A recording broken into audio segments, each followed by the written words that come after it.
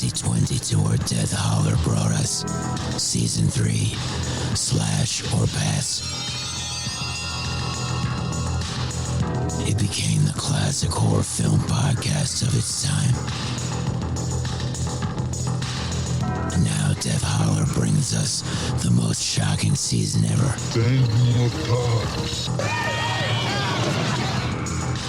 Season 4, Dead or Dead. Yeah, they're dead. They're all messed up. Imagine, if you will, that one of the hosts is absolutely terrified of zombies. So, what's the plan? Bash him in the head, that seems to work out. Now, accept the fact there is no escaping this horror. Death Holler brings back the dead. Remember, when you're in Death Holler, listener discretion is advised. With hospitality like this, you'll never want to leave.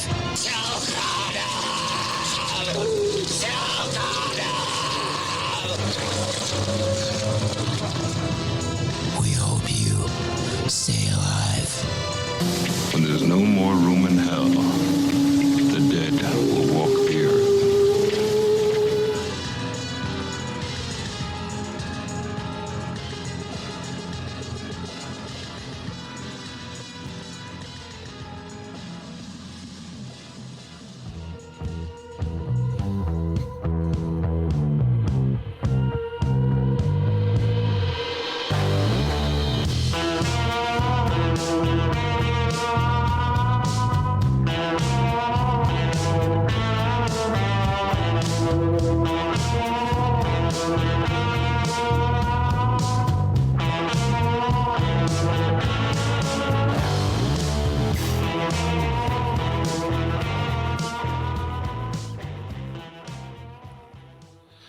Hello, everyone. Welcome back to Death Holler. I'm your host, the Reverend Dr. Death. Joining me, as always, my co-host, Llareyna, and we actually have a special guest this episode. It is Daphney. Hello, Daphney. Hello, guys. How are you today?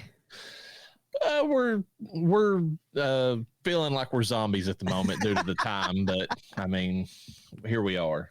Oh yeah, all of us are feeling it right now, which is hilarious. But I have a feeling the Reverend is he's worried. With two. I feel like maybe he feels like two women are going to be pitted against him in this. Who knows? I think this is the perfect episode for this movie. I do too.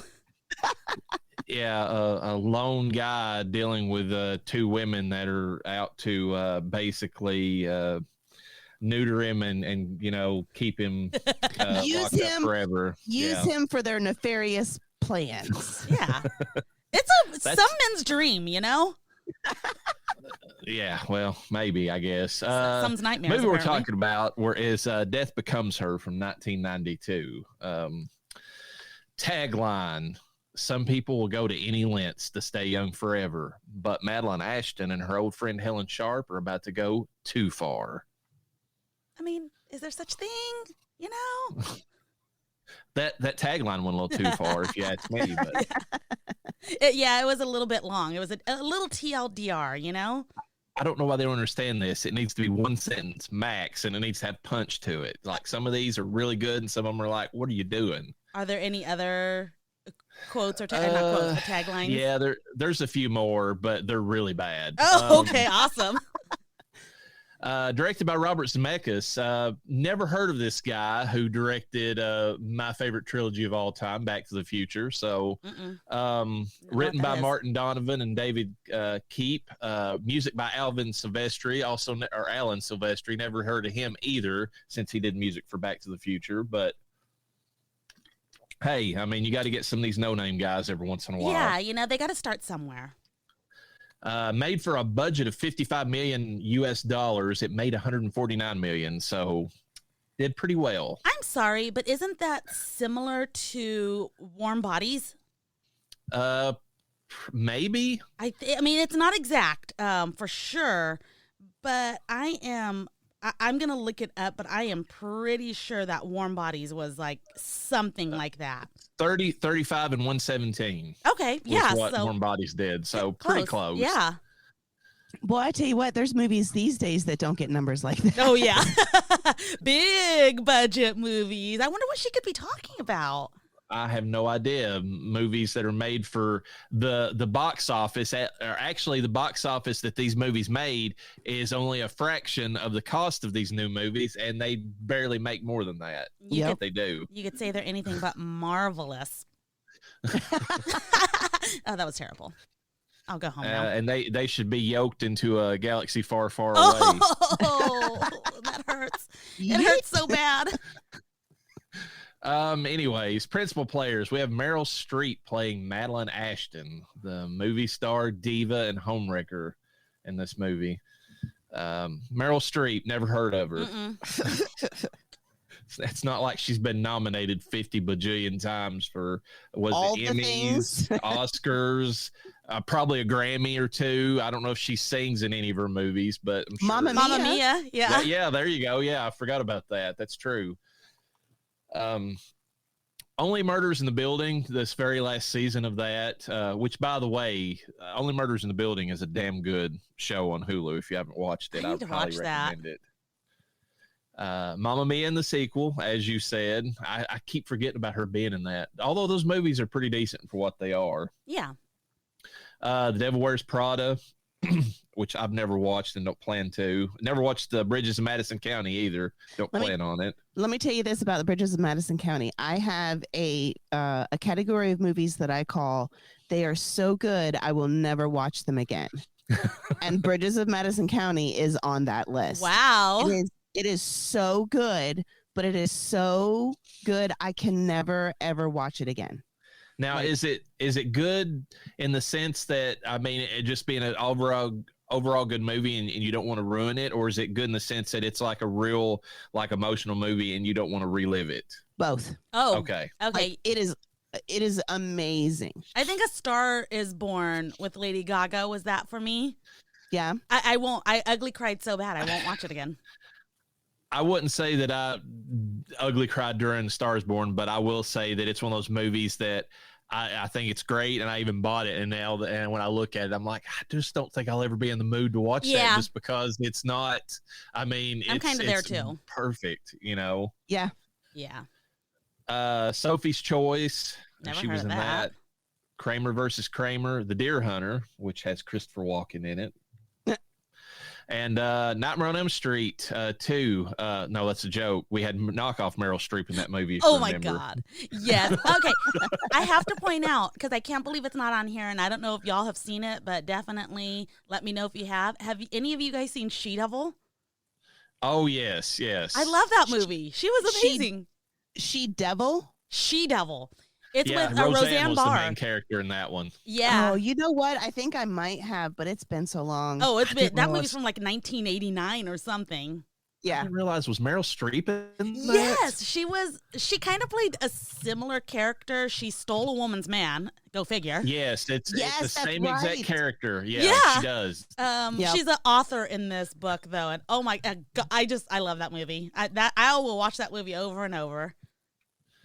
Yeah, I've seen it a couple times and I completely forgot, but yeah, she's definitely in it, and she's the same setup. Even it's this homely looking woman with a man, and meets this woman who's an up and comer in her profession, be it like in this case like a theater diva versus a book writer, but still it's the same setup. Yeah.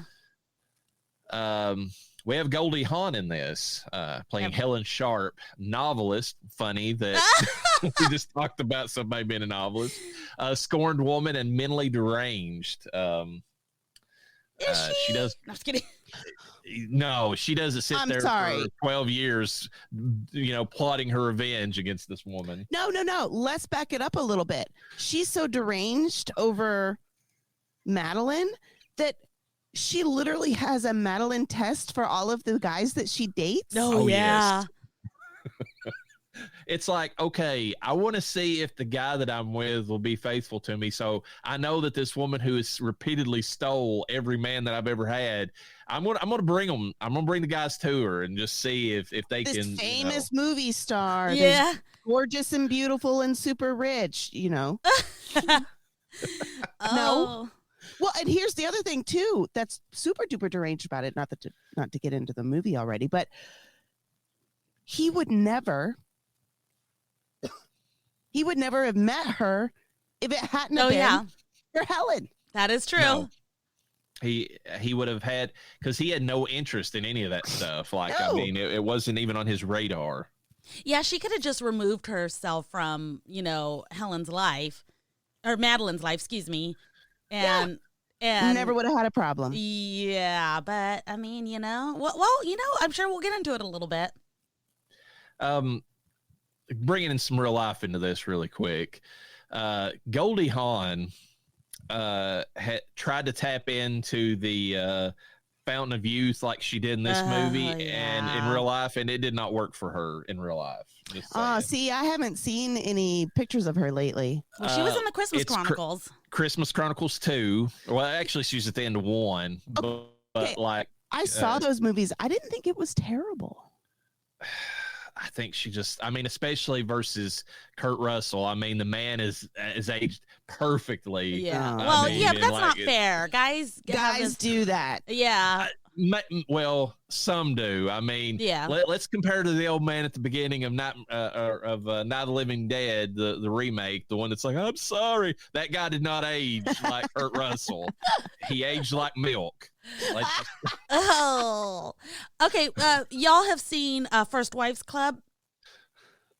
No, I've not watched all of it. Okay. Well, what's funny is that Goldie Hawn, it's the First Wives Club is basically where the scorned ex-wives, they're the first wives of rich men. They kind of build a club up because their men left them for younger women, basically.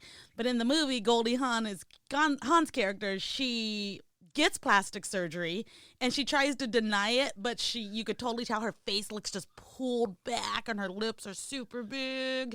That's funny. And she basically looks like she does at the end of Christmas Chronicles. So basically it was the future. God. Like she was foretelling the future. Self-fulfilling prophecy. Yes. So yes, while it didn't look terrible, you can definitely tell. Yeah, it's just unfortunate for her. I mean, like, it's like the Courtney Cox effect. It's yeah. What did you do to yourself? Like, seriously, stop. I mean, it's not helping. Of course, we mentioned the Christmas Chronicles that Goldie Hawn was in. Overboard, love very that movie. popular movie. Classic. First Wives Club, The Banger Sisters, which I find is hilarious as a name. But, yeah. Bird on a Wire, and Private Benjamin. And she's got a few more, but I was surprised. I was like, I thought that she was in more like major movies, but like looking at her list on IMDb, like she's not really been in a ton. Wow. Yeah. Like standout stuff, Hey, but the ones that she was in were just like instant classics and everybody knows and loves. That is That's true. She's very picky about her movies and good for her. We have Bruce Willis, never heard of him, playing Ernest Menville, the plastic surgeon turned undertaker, and basically cucked husband over the course of a movie. So I got to tell you this also. I have actually found a movie that Leo had never seen before, which is hard to do. And so we're watching this movie and he's like, no, I think I've seen this. And he's like, no, I've absolutely not seen this. Right. And then at about 10 or 12 minutes in, after the first 7-year time jump. Oh, Looper. Right. He said, is that Bruce Willis? And I was like, yes. I was like, this is when he still had hair. And he was like, was that Bruce Willis at the beginning? And I was like, yes, babe, this has been Bruce Willis the whole time. And he wanted to back it up because he didn't believe me. And I wouldn't let him. And so he got on IMDb and he was like, well, son of a bitch, it's Bruce Willis the whole time. To be fair, he does have on a hairpiece through the first part of the movie before he becomes like, the more bald like he was in real life version later on. I still thought it was hilarious that he didn't recognize him. Well, he's playing against type in this movie too, because he spent so many years as like an action hero, and now in this one he's like more of just like a nebbish, like intellectual type, so it's not really the same character that he's normally seen as. Obviously known for the Die Hard films, Looper, Unbreakable, Sixth Sense, which we've covered, Sin City and the sequel, both great movies. Red and the sequel. Have you all saw the movie Red? Or Yes, I love it. No. John Malkovich is in those movies, as I've said before. So kind of funny that we, have the connection there. And Helen Mirren too. Yes, and If she's you ever want to see, Helen Mirren as an action star, oh shit, you need to watch this movie. It's Okay. great. And it's so weird because she's gorgeous, even though she's a much older woman. It's you talk about. I don't know what fountain of youth she found, but her plastic surgeon should get paid extra. I think we know what fountain of youth she found. Planet Terror, which we will be covering at some point this season. So Bruce will be back in another zombie movie. The Whole Nine Yards and its sequel, which I love those movies. Actually led to him being on Friends because he made a bet apparently with Matthew Perry and had to go do a few scenes or a few episodes of Friends after that. Oh, that's awesome. Armageddon, Fifth Element, 12 Monkeys, Pulp Fiction, Hudson Hawk, which I know a lot of people don't like, but I actually enjoy that movie. It's fun, even though it is stupid. And then Moonlighting, which is where he got his big break, actually. Yeah, that's so fucking old, Moonlighting. I remember that when I was a kid. I didn't watch it, but it was like on TV. But yeah, real quick, did Bruce Willis give Ned Flanders to you guys in this movie? Kind of. My God.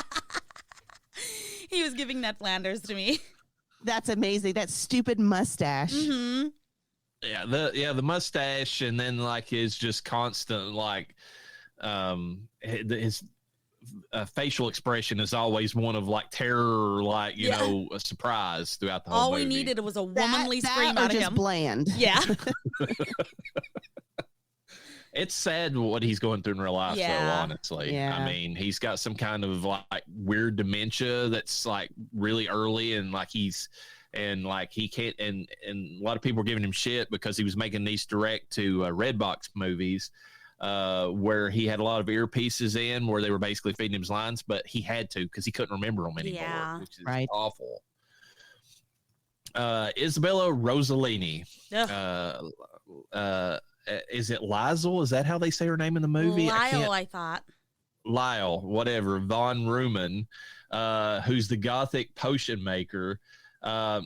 You talk about somebody who aged like milk. I feel like Isabella Rossellini is like that. She is gorgeous in this and Blue Velvet. And then you see pictures of her after and oh my God, totally different person. I don't know what happened to her, but yeah, she was just too gorgeous. Well, she was 71 in this film, so it just goes to that's true. She had a few more years on her after this. Well, obviously Ernest passed, so no one was there to spray paint her ass, But she didn't need it because she hadn't been killed. So her body was still fine. Something happened. We didn't see it.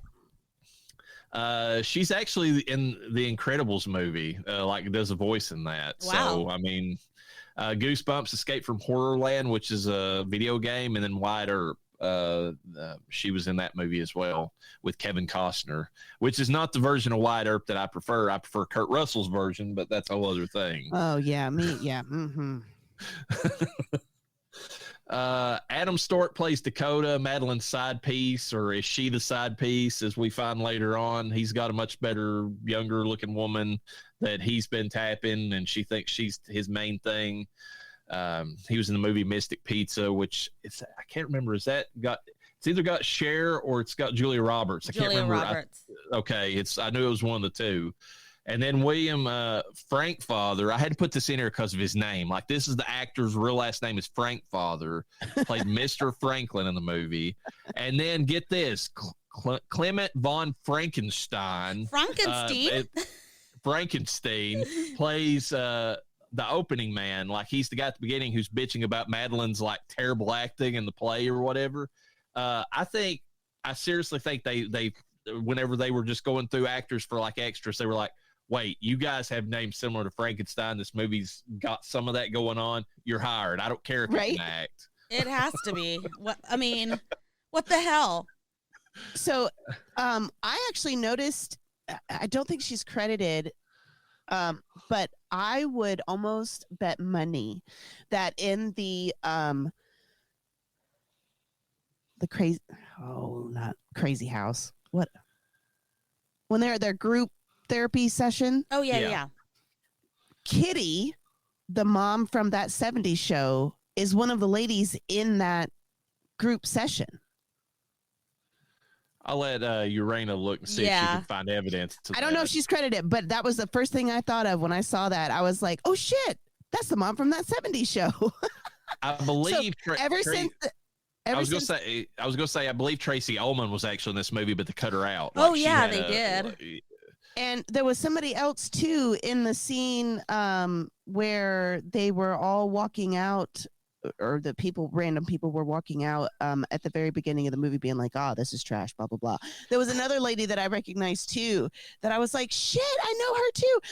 So part of the time as I was watching this movie was me just like scanning the background characters being like, do I know them? There were so many of them. Daphney is right. Deborah Jo Whoop, Roop. whoop. Yep, she is credited as a psychiatric patient. Nice. Well, there you go.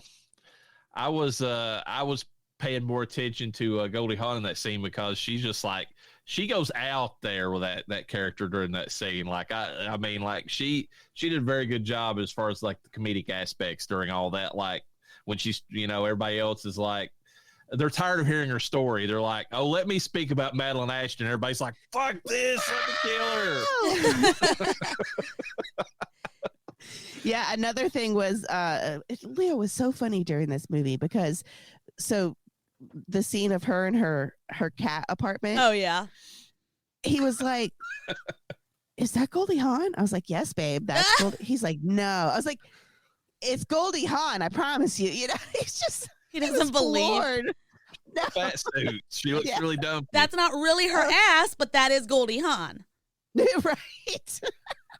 Just the way that she ate that ice cream and it just dribbled off of her triple chins. I thought she was eating frosting for some reason. Oh, yeah, it was frosting. I'm sorry, it was. It was Okay. even worse. I thought it was cat food at first too, because when she opened that cabinet, Oh and all yeah. you saw was cat food, and then she opened it up and just dipped her fingers in it. I was like, "You crazy motherfucker!" Blech. If she'd have died in that apartment, those cats would have ate her. You right? I mean, 100%. They would have lived a while. It would have happened. They would have been there for a while, but they would have cleaned the bones. What does it take, like a day or something? Like within like somewhere between 24 and 72 hours, they're eating you. Yes. You're thinking of pigs. No, cats. I am 100% talking about cats. Pigs will eat you a lot cats faster, go won't they? feral really quick. No, the pigs will make your body disappear in 72 hours, but That's true. cats will start within that amount of time.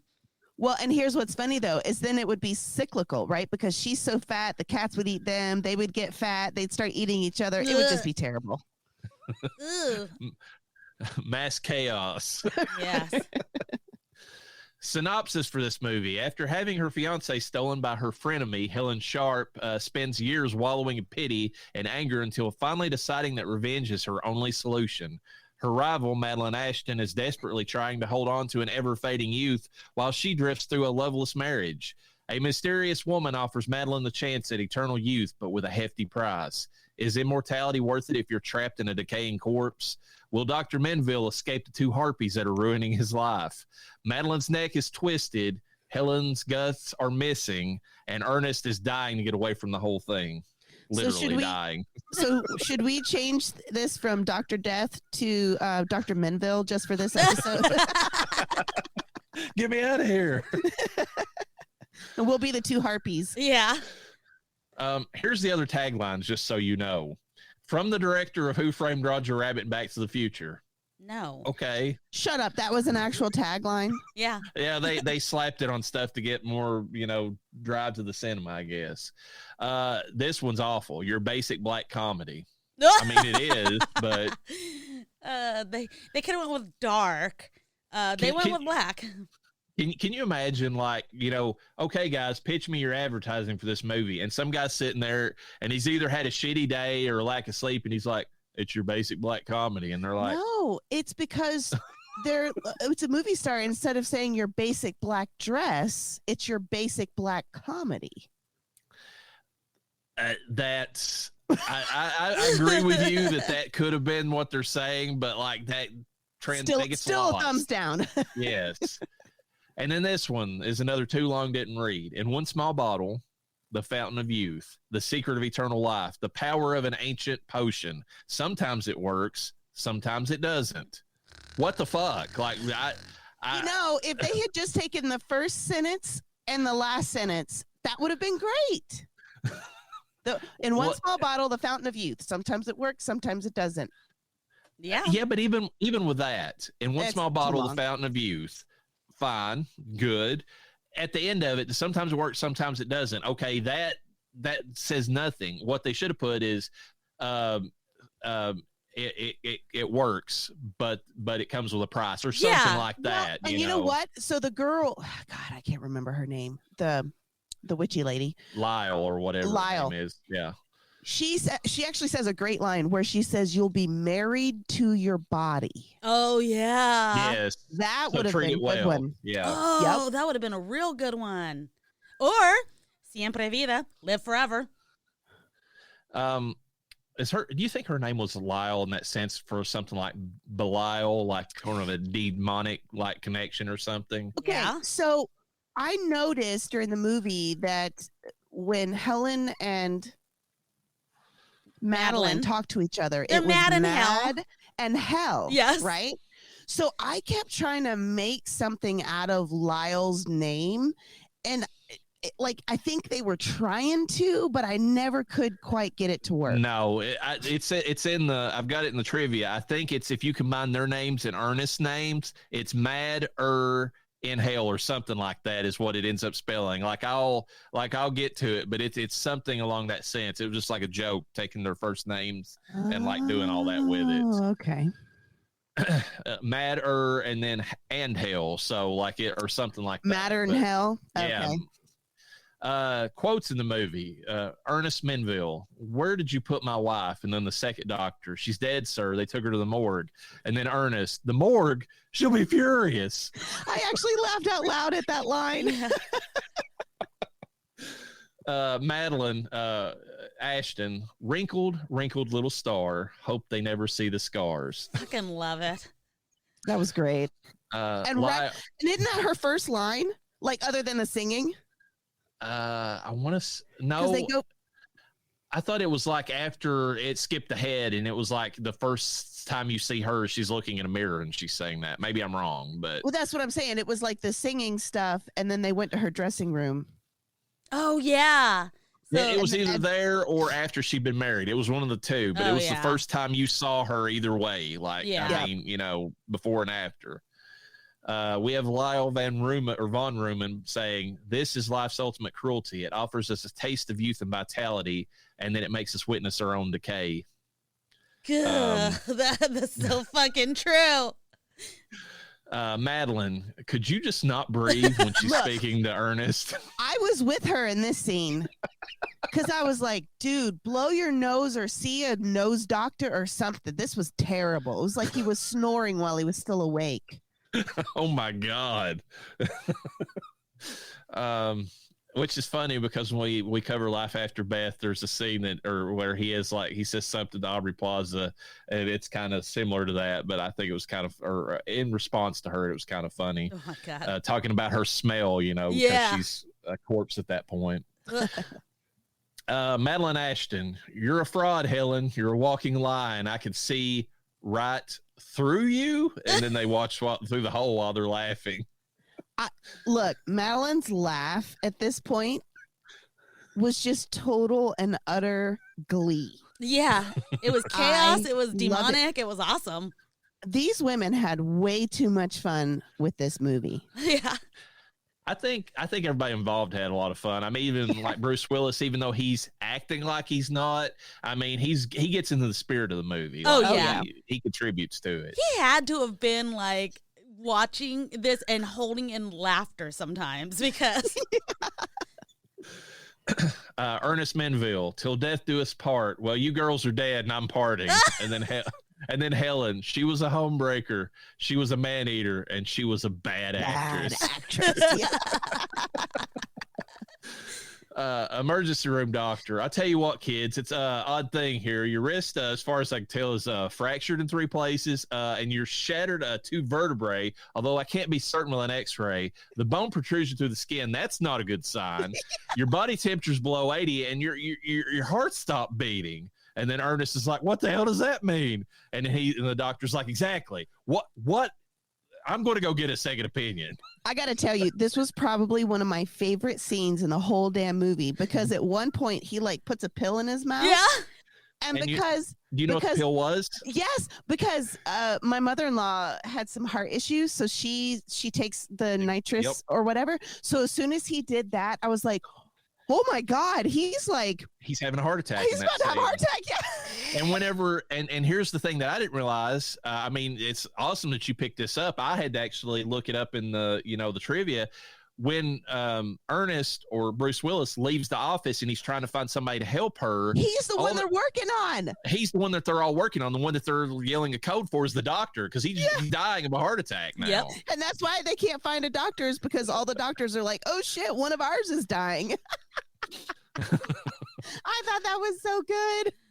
I love the scene just because, like, I mean, obviously it's played for comedy, but at the same time, the creepiness of it. Because the doctor, I mean, the underlying creepiness, the doctor's like, she's dead. Like, I mean, I'm speaking to a corpse that's living. Like, I'm done. Like, that's where he's at with it, and that's perfect, you know. Well, and I don't know who the guy is, but I talk about him playing it perfectly. Oh yeah. So he walks into this emergency room. There's this chick sitting there, husband, whatever, and he starts off really kind of boring. Okay, well, how you guys doing? What seems to be the problem here? And then slowly he turns into. In like 3 minutes, he's having a heart attack. So he goes from bored off his tits to having a heart attack in like 3 minutes. It was amazing. Yeah, it was a really well done scene. And I mean, kudos to everybody involved, the way he acted it, the way they directed it. I mean, the script writing for it, it was perfect. Well, I mean, if you think about it, the average emergency room doesn't really see a real emergency. I mean, from friends I had that were nurses in the emergency room, people are going in for fucking colds. Right. And it's like, you don't have a doctor. You can't go. There's literally urgent care, walk-in care, things like that now. I know those didn't exist in the past, but they exist now. And they're like, this is for emergencies.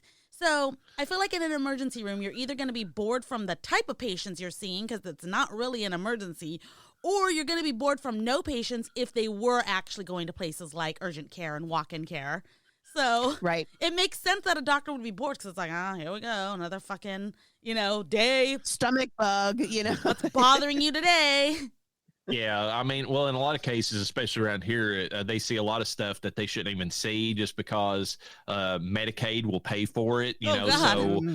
So they'll say, I mean, I've literally seen ER doctors write children's ibuprofen liquid and Tylenol liquid for these kids just because they have a fever. And it's like, it's an over-the-counter fucking item. Like, why did you waste valuable hospital resources for this, to get it covered under insurance? Probably that's exactly what it is. Exactly. I mean, and nobody else was open, or that was just because it doesn't cost them, that's where they go. I mean, right. It's and so people who are actually having real issues, heart attacks, bleeding, whatever, they're being, I mean, obviously they triage this stuff, but still their care is like being delayed because of these stupid things, Right. So another thing about this scene, 2 things. One, real quick, is I absolutely loved the old school thermometer in her mouth. Oh yeah. Oh, yeah. You don't see that shit anymore. No. And then full of mercury. What? Said full of mercury. Oh, I know, right? And so, but then 2, I think the real change in the scene comes when he's looking at her wrist, and it took me until like the 3rd or 4th time he was like, are you sure this doesn't hurt, for me to realize he's literally bending her hand way too far, and her going, no, it's fine, I don't feel anything, and so I just thought it was funny that even when I was looking for stuff, it took me like 3 or 4 times of him going, are you sure, before I really caught it, and then it went downhill from there. She's like, Well, it and also doesn't hurt. Well, and also in that scene, he's holding her hand so he can feel the bones like actually Yeah. moving underneath the skin. Oh, gross. And then finally, we have Madeline Ashton. Ernest, my ass. I can see my ass. And then Ernest was like, and there's something really wrong with your neck, too. I love all these lines. Yeah, I love how, like, I mean, instead of him, like, that's the best part about this. Is that, I mean, he's obviously freaked out, but he's not freaked out as much as he should be. Like, anybody else would be speechless. They'd be like booking it for the door. But like, he's just like, okay, I'm freaked out, but like, I'm like, I'm still going to respond in just like a slightly perturbed manner, Well, and it's like he's the only one that's trying to hold on to his sanity by pointing out the obvious. Oh, yeah. Something that a lot of people might not realize is that this was actually Zemeckis was highly involved in making the Tales from the Crypt HBO series at the time that this was going on, or this movie was made. This movie, some people have argued, was a script that they got for the show, and then they just made a movie out of it instead. So, I mean, if it's got a vibe like it could have been on the Tales from the Crypt TV series, that's because it probably should have been, and they just expanded it out and made a movie out of it. Oh, that's awesome. That really is. But they made a comedy, a horror comedy. Not even a horror comedy. Is this a horror comedy? I would count it as a horror comedy. Yeah. So it would have fit what they did on the show. Like, it's in the same, like, the type of humor they did in the show. Like, that's it fit that. So getting into the movie, visually, the movie still fucking stands up. Yes. Even with, I mean, the scenes that stand up the most are the ones, like, I mean, especially when Goldie Hawn stands up and you can see straight through her. I mean, they use CGI in those scenes, but it looks good because it's minimal use. And it's from the 90s. See, and that's what I was thinking too when I saw that scene, because I saw this like a million years ago. So I was wondering, like, how would it stand up? So, I mean, it was in the 90s, and obviously, besides there's not a hole in the middle of Goldie Hawn, you could see the CGI. You know how you can see that there's CGI done. However, was fucking amazing. There are movies now that you can still see the CGI, and they aren't as intricate as what that, because not only did you had to have the hole, but you had to be able to see through her and into the background. And they played with that a couple of times, obviously, because the greenery and stuff like that when she steps out of the pool. But then to have Meryl Streep lean over and have the camera shot through Goldie Hawn and see Meryl Streep's face, fucking amazing. The stick coming through when she's sitting on the couch. Yes, I about lost my shit when that happened. I was like, no, she's not gonna do that, and then it did, and I was like, dude, they put so much detail. I mean, I think visually with everything that they did, colors, they were very vibrant about specific colors. They, obviously the color, having Goldie Hawn's eyes pretty much go dead. I think eventually, because she's Madeline, one of them's Madeline, one of them's Helen. I don't know, one of them. Matt or Hell. I think eventually the other's eyes start to go pale as well. The only reason that Madeline's eyes were not like pale like Goldie Hawn's is because if you remember, Ernest, whenever he's spray painting her ass, he colors her eyes with a paintbrush. Yeah, and he tells her, he was like, hold very still, and she moves, and he was like, now it's gonna be odd. Do you want people to stare? And so then when Goldie Hawn dies and her eyes immediately change, I was like, oh, that's motherfucking awesome. Yeah, they were so specific about certain details. Everything. Now I want to know, how did they make them look so much younger? These women were already younger at the time, obviously. They weren't super old, so did they make them look older in certain scenes or what? I think they probably did. I think it was probably because of it being in the 90s, they probably used, and this is just my opinion, I don't know, they probably used makeup badly to age them. And then when they went through their transformation, they basically just did perfect makeup on them. Yeah. As they really are. Okay. There was a lot of makeup effects in this movie, and I want to say that the aged look. I mean, one of the easy ways they got it was to kind of cake the makeup on as they were like is the older versions of like especially Madeline, to where it like accentuated any like crow's feet, and then whenever they took that away and it didn't stand out as much, so it looked like she was de-aged or whatever. You know, so yeah, I love it. The only thing I would say about the CGI and the aging is they used the same exact like overlay on their hands.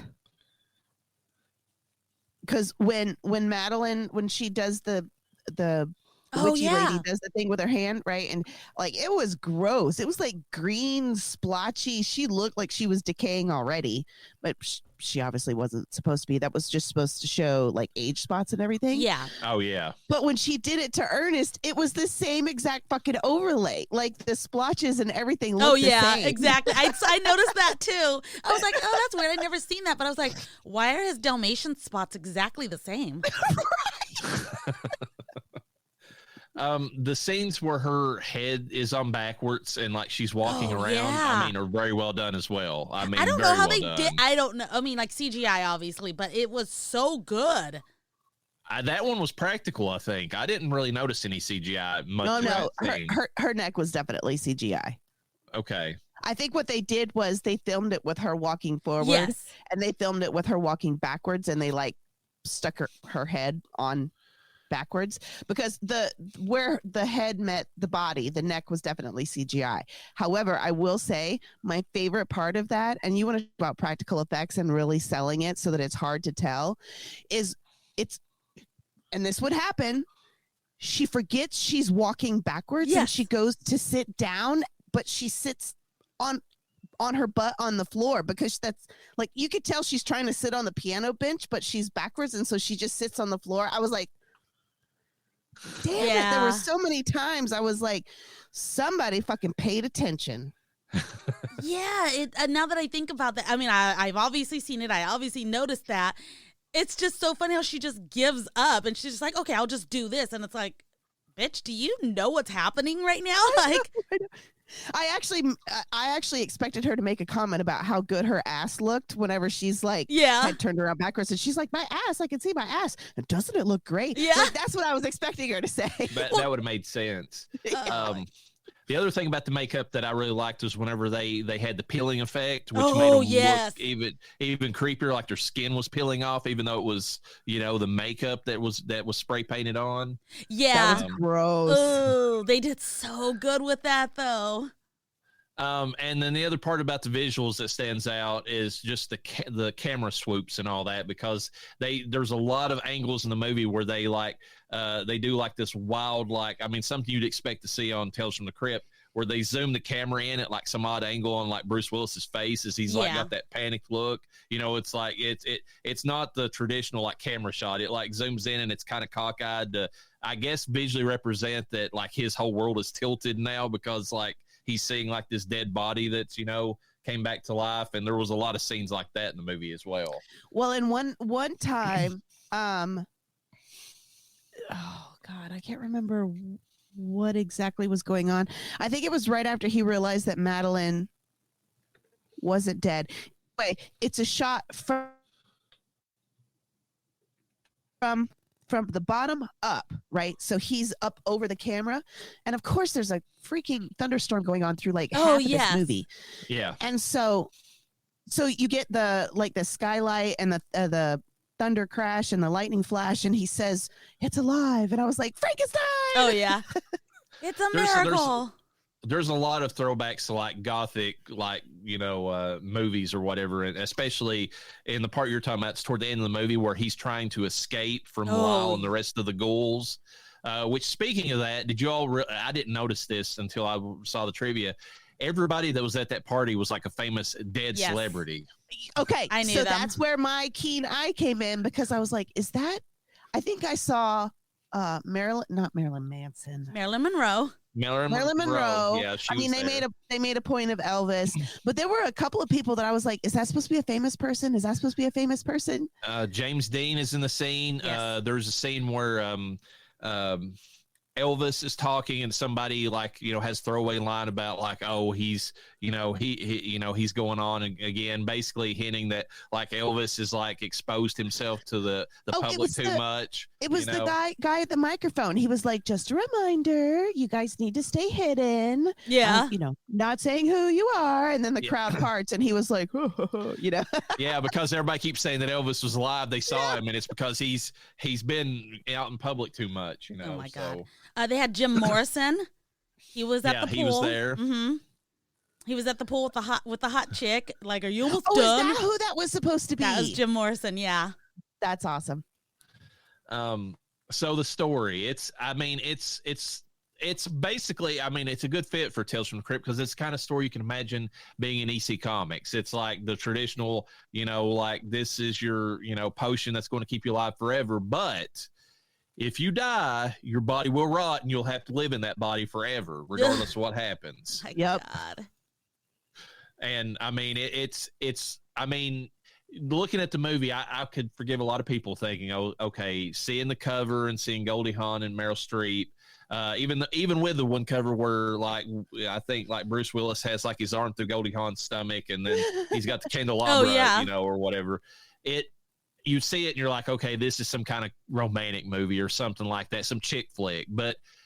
There might be elements of that in the movie, but there is a lot of gothic horror in this movie they build into it. I'm glad you said that because Leo, again, he must have been on his phone looking at stuff when we very first started because he said something about it being a chick flick. And I was like, this is not a chick flick. So it's funny that you said that. I didn't even realize that people thought it might be. At best, or at worst, I should say, it would be a chick horror flick. Okay. And that might be true, but at the same time, look at the overall story of the movie. Who is the hero of the movie? It's Bruce Willis. He's the actual hero. He accepts death. He accepts living naturally. He's the one, and he's being berated by these women. Clearly, it is. You could say that it's from a feminist perspective if you want to go that route, whatever. And it does have a lot of stuff about how women are viewed, as they age and all that. It's there. But he is the good guy in the movie. Oh, so, yeah. It doesn't have any agenda like that. No. Oh, another Ned Flanders aspect. He found God. That is true. That's true. Though wouldn't you? Oh, yeah. I would have found God after that for sure. Saying that there is evil that exists that could bring people back or keep people from dying. Yeah, it's not too hard to accept the fact that there might be something else going on in the universe after you see the dead come back to life. And I would try my damnedest to get on the good side. Oh, yeah. Now, as far as anything else you want to say about the story, it's the biggest thing other than the straight tale of the movie is basically a commentary about how far are you willing to go to, preserve, youth, and is youth worth preserving? It's basically the gist of it. I feel like, go ahead. I'll delete that. Oh, go ahead. Go. Me? Yeah. All right. I forgot what I was going to say. Oh my God. Go ahead, Daphney. I feel like Ernest right now. No, Daphney, you go first. Storyline. Okay, so two things. One, see, this is why I write shit down. One, you see, okay, so after watching the movie, and really, I was thinking about it last night. I could really tell now that you've said it. This makes sense to me because I wouldn't say that it was choppy in its storyline. Because obviously we had time jumps and stuff like that. However, knowing that this was probably originally written as a television episode that they then expanded into a movie, I could tell you right now, the TV episode probably started with her taking around the time she took the potion through the fight scene with the two women, and then probably ended wherever that with him like fixing them both up and something, because I felt like that was like the main point of the movie, even though it wasn't the climax of the movie. Does that make sense? If I know what you're saying. So if the crypt keeper had been telling the story, it would have got to the point where he was fixing them both up and they would have been cackling in the background. Then Ernest would have been shown there, poor, like Ernest, like, sweating as he's like trying to, keep these women, perfect or whatever. Right. Harkening back to the fact that he was a plastic surgeon, a very good one. So Right. he's just doing the same thing he was doing before, but now for dead bodies, basically. And cut to the crypt keeper, making a snarky comment about, about the trying to, stay beautiful, keep your ghoulish figure or something. You know how he is, Right. I would agree with that, but I have to add something. Ernest is going to die. So I think the ending of the crypt of Tales from the Crypt would be them finding Ernest dead, or he had killed himself, and now they don't have a way to take care of themselves. And that could have went that way. Yeah. It could have went that way. That, or them forcing Ernest to take the potion, and now he's in his own personal hell. Right. But now, and I say that because that might have been the episode that they expanded on. Yeah. That whoever actually expanded from a television show runtime to a movie runtime was fucking amazing, because they ended up layering in so many things before and after, right?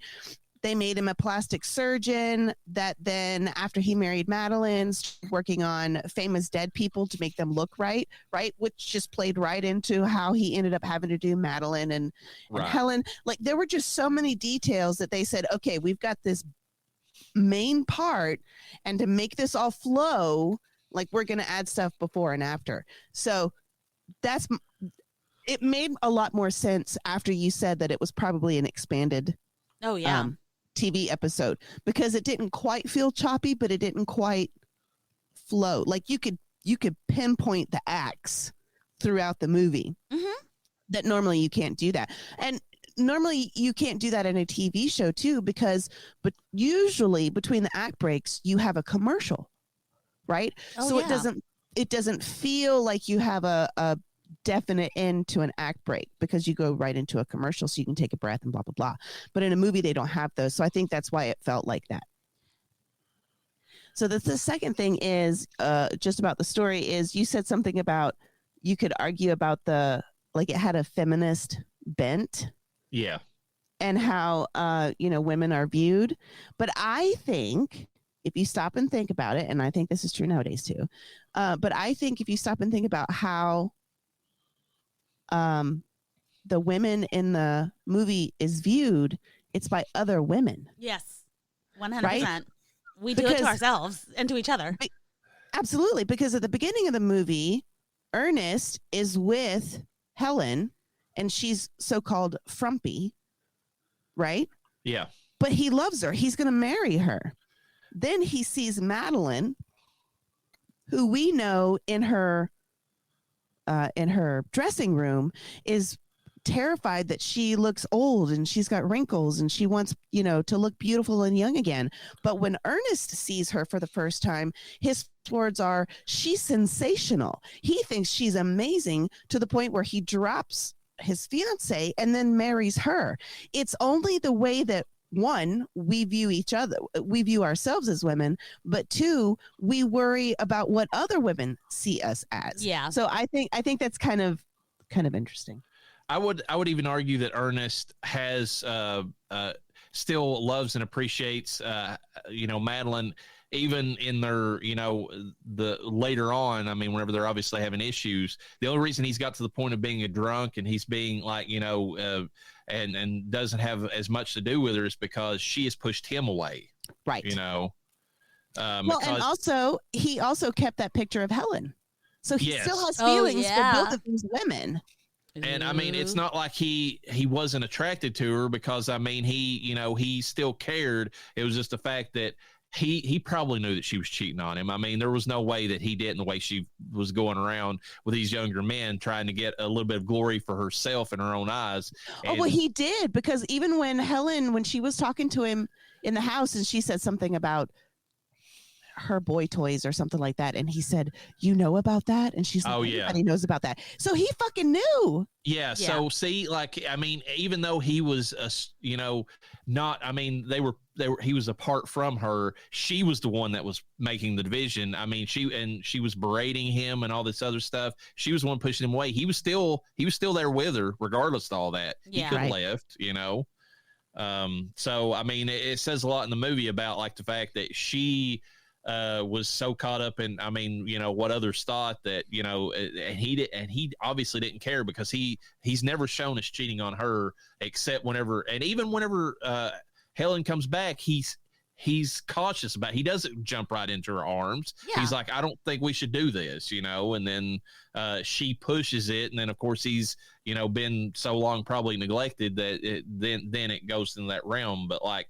he's still got some resistance even then, and that shows to me that he was still caring about Madeline, even though she had just given up on him. Well, it's interesting that you say, well, hold on, I lost the thought. Hold on.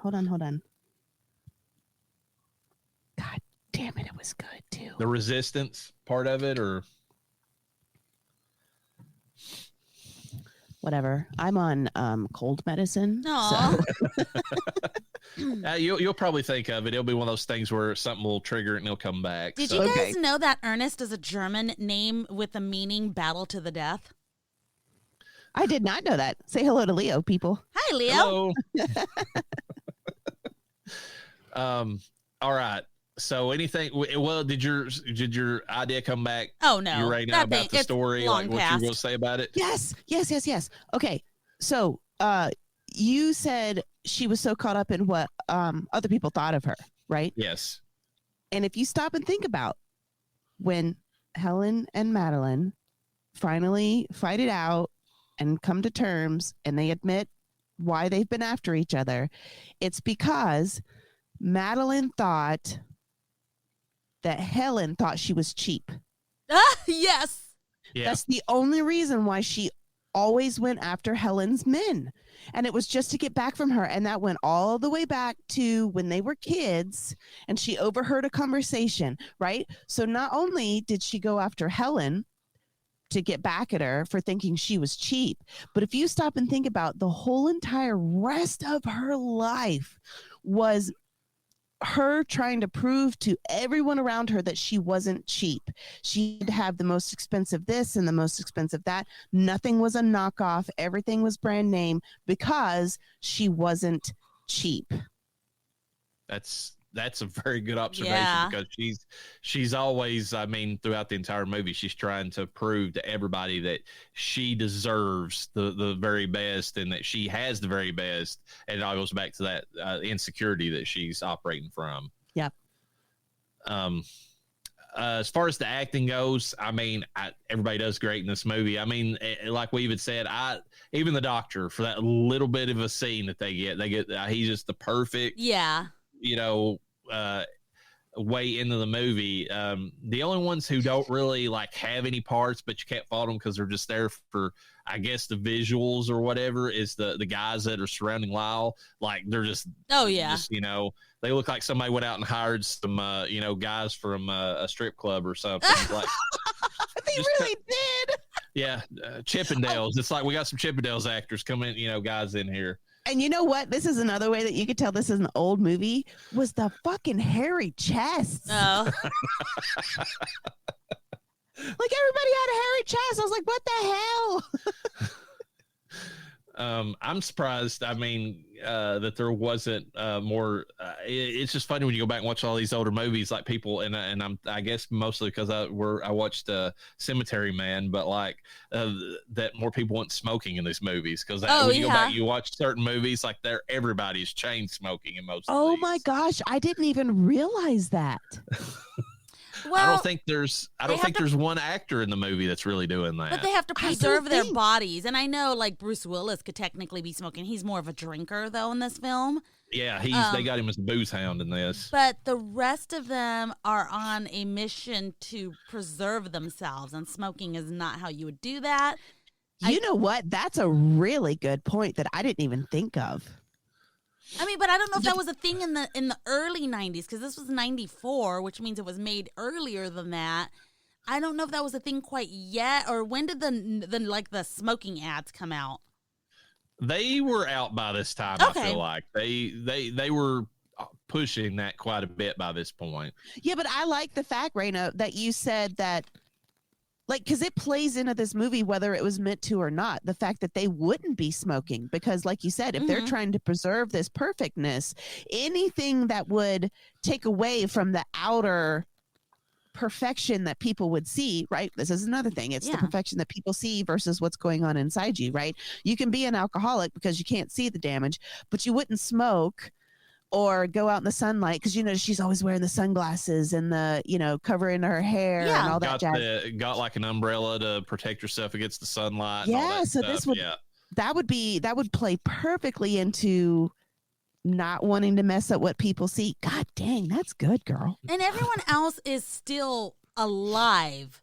Like, they're old as shit, but they're still alive technically. Madeline and Helen are dead because they died brutally. Right. Right. So yes, they're and decaying right off the much bat, faster. they messed up. Oh yeah. Like, literally, which one? Who was Helen? Oh, Helen was Goldie Hawn?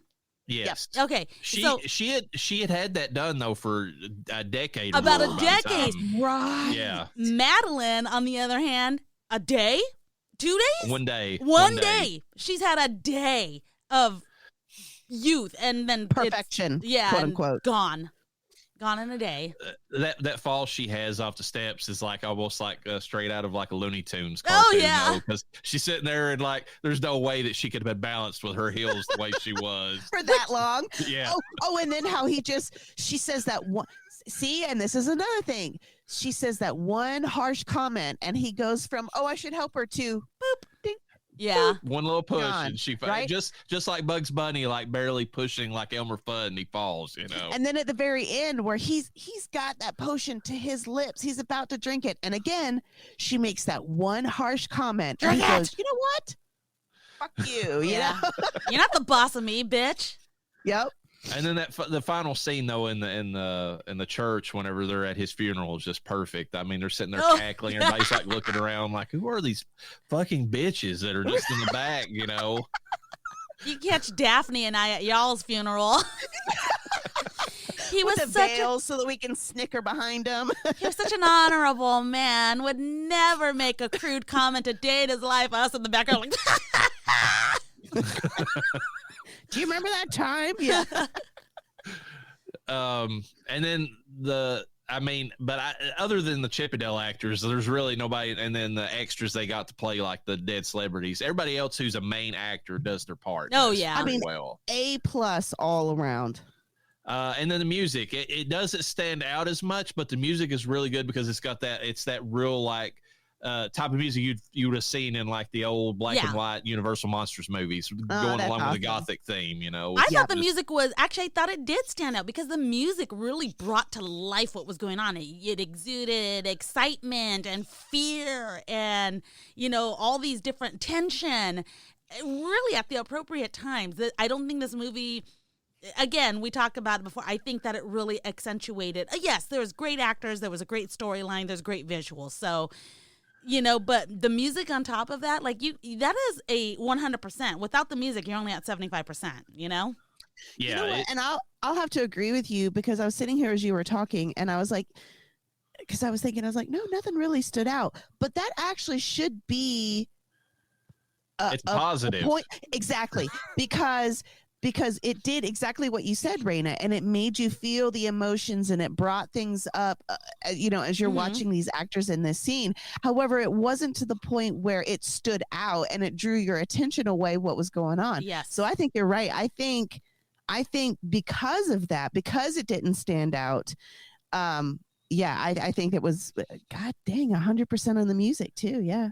Well, the only reason I say that it doesn't stand out is because Alan Silvestri made my favorite soundtrack, Back to the Future, of all time. Like when you hear that theme song to Back to the Future, especially you know what movie it's from. Like even when they played it in Ready Player One, like the little instrumentals, I just got goosebumps, thinking about it. Like I mean, I love that music, and that's why it doesn't stand out to me because. But like you said, it does work for the movie, even though it's not like it doesn't make this movie like, there's not one piece of the score you could say if you heard it like outside of the movie, that obviously comes from Death Becomes Her. Right. It does work within the context of the movie to add to the scenes themselves. Yeah. Now trivia.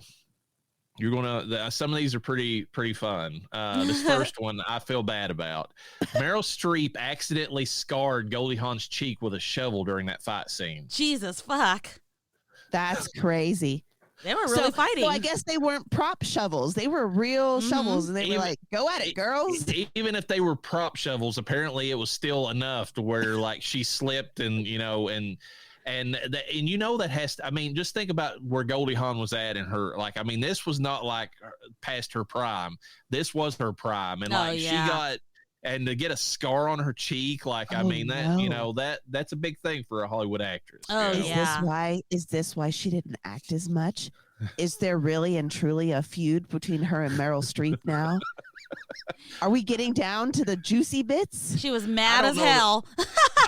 Madder than hell. I don't think that I don't know that there was anything like that. I don't think that's in any of this, but this was the first film that used photorealistic human skin software, though. Getting back to the, talking about the CGI and how it looked like it was, and it is, and it's a good point because I seriously thought that was a makeup effect and not CGI. So there you go. They done good. And you know what's funny is you said that, and now I'm thinking about the scenes. And even if someone was to say, like, say this movie came out nowadays and they were like, oh, well, that CGI, you can really tell that it's CGI because she looks like a Barbie, right? Plastic skin. But that's kind of the point, though, is they wanted to look like the perfect Barbie skin. So that's awesome. Yeah, it would have it's funny because even the Barbie movie would have probably been better if they would have went the plastic route, but they didn't even do that in that movie for some. Oh my God, that's a good point. Like Barbie World and then Real World, that would be great. Yeah, like if Margot Robbie, which somebody pointed out, not this review of that movie, but just something that I thought was funny. If she's supposed to represent like when she goes to the real world, something about like she's not beautiful or anything. It's Margot Robbie. You picked the wrong person for that. Now if they would have, if they would have had it like this, because originally Amy Schumer was supposed to be Barbie. Yeah, exactly. If Barbie would have went from her reality looking like Margot Robbie to the normal world, she looked like Amy Schumer, then you would have had a point. Yeah. Yep. But if they would have just, I don't know, plasticized their faces or something while they were in Barbie World a little bit more, that would have made more sense as far as context of that movie. But anyways. Well, it's funny because there's makeup effects like that now. People want that glowy, dewy looking skin that has shine on it. Where back in the day, we wanted that matte, all that powder. Yes. Well, and then you also think about some of these TikTok girls or whatever that try to go for that anime look, and it looks artificial because it's supposed to, you know? Yeah. It's weird, but it's a thing. In the opening scene, Meryl Streep's character is starring in a musical version of Sweet Bird of Youth from 1962, a play by Tennessee Williams about an aging actress who pines for her lost youth. Oh, that's attention to detail, man. See, that's what I'm telling you. From start to end, it's just magic. This film won the Oscar for Best Visual Effects, defeating Batman Returns and Alien 3. Wow. The Batman Returns one, that hurts. That hurts a lot. Yeah, but after seeing this movie, can you not agree?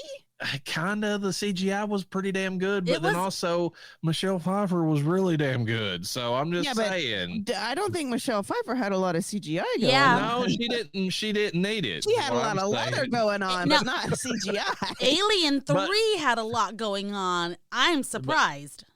Well, yeah, but I feel like Alien 3 had the it was almost an example of like bad visual effects at the time, because they fucked that movie over whenever it was released. I mean, there was not only that, you have to remember the first Alien had way more practical effects and some CGI, and they made the mistake that a lot of movies and a lot of franchises do. Is the further they go along, they're like, oh, we'll just do CGI, and they slow down or they stop on the practical effects, and it really shows. Yeah, and then even without that, they made the bulk of the movie to save on the effects budget. They made it in like this one like monotone like prison looking setting or whatever. So that really took away from the visuals, which probably threw it over the other ones. Yeah. But having said that, in Batman Returns, I will say this: the effects work that they did to make Gotham itself. Oh, and then the Penguin. That was pretty good visual effects. Just throwing it out there for them. Well, this and one. You know what? We have to remember at this time, this was visual effects. It wasn't necessarily like special effects. Right. That's true. Which I think is a big difference between thinking about movies then and thinking about them now. They didn't have a special category. It's like who wins the best award for making Captain Marvel actually have a tits and ass in this movie. You know, they didn't have specific categories for that. So this film was originally going to be a sequel to Tales from the Crypt from 1972. The latter film was a favorite Halloween classic of director Robert Zemeckis when he was a young man. Wow. So you could tell the influences, though. Yeah, for sure. I mean, it went back to EC Comics. I mean, completely in the tone. Bruce Willis was replaced Kevin Kline as Ernest. I don't know that. What do you think? I could see Kevin Kline as Ernest, but he would be amazing as Ernest. I'm just glad it was Bruce Willis, though, because of where Bruce is at now. And I mean, I really do love that fucking Ned Flanders effect. I do, because. Oh man, because look, Kevin Kline would have it was almost like this role would have been written for him. Exactly, yes. It would have fit with his type that he played it around then. So, but I think you're right, Raina. But by putting Bruce Willis in this role, it made it funnier. Mm-hmm. It worked because you wouldn't expect that for. I think back then, like as a kid, I would have been like, Bruce Willis, like isn't he? Like an action star, you wouldn't expect this. This was so like a complete opposite, 180 from what he normally does. Right. And I liked it for the fact that it allowed Bruce Willis to exercise his comedy chops, which he did have in Moonlighting. It was just him circling back to it, after years of just being the action guy, showing that he didn't have to be typecast. He could still do it. Yeah. Yeah. I mean, and there's humor in the Die Hard movies. There is. I mean, it's just not the kind of humor that you get in this. Right. During the description of the plot to kill Madeline, there was a quick shot of the folder being stamped "case closed" at a desk. Also on the desk was a brain in a glass jar labeled "abnormal," a tribute to the original Frankenstein, to spoof Young Frankenstein from 1974. I love it. So many details. I love that in Frankenstein. He's like, what was the name of the person you got this from? Abby Normal? I will not be angry. The film has often been said to be like an extended episode of Tales from the Crypt by fans of the show, especially considering that director Robert Zemeckis had produced the show while he concurrently directed this film. Yeah. Again, that's funny. Going back to that. Isabella Rossellini revealed on the David Letterman show that she had nothing on but a sarong and necklaces for her character of Lyle. Mm-hmm, yeah, we know. No shit, Sherlock. Did you see the same movie that I saw? But you don't say. Animatronic puppets of Meryl Streep's head were created and used to shoot the scene where a resurrected Madeline confronts Ernest. The effect didn't look right in the shot. Ultimately, they used CGI instead. Okay. I mean. So that goes back to what we were saying about where the head and the body met. Yeah. And I think there's something else about her walking backwards in this too, if I remember right. So we'll get to that eventually. The trailer features the theme from Tales from the Crypt 1989 by Danny Elfman. Oh shit! I did not know he did the theme. That's what I was going to say. So two things. One, I didn't understand, or I didn't realize that they used the Tales from the Crypt theme, but also Danny Elfman. if you think back to the Tales from the Crypt theme, that fits that it would be Danny Yes. Elfman because it's got that beat to it. It's like the Beetlejuice theme does. That even the time that it's kept in the song is similar. That's an awesome fact. Thanks to the technological advancements of this film, Industrial Light and Magic used some of the same techniques for Jurassic Park. Wow. That's awesome. And didn't they win for? I believe they did. Yeah. Visual effects. Yeah. Damn. Yeah, And because they here's were the right other thing, next to too. each other. And here's the thing that people talk about with Jurassic Park is that their effects still stand up. 100%. Oh, yeah. That first, I still argue to this day there was no reason to make any other movie but the original Jurassic Park. All the rest of them are kind of garbage after that. Yep. I just find it funny that this little horror comedy movie, it got advanced, visual effects that led to Jurassic Park.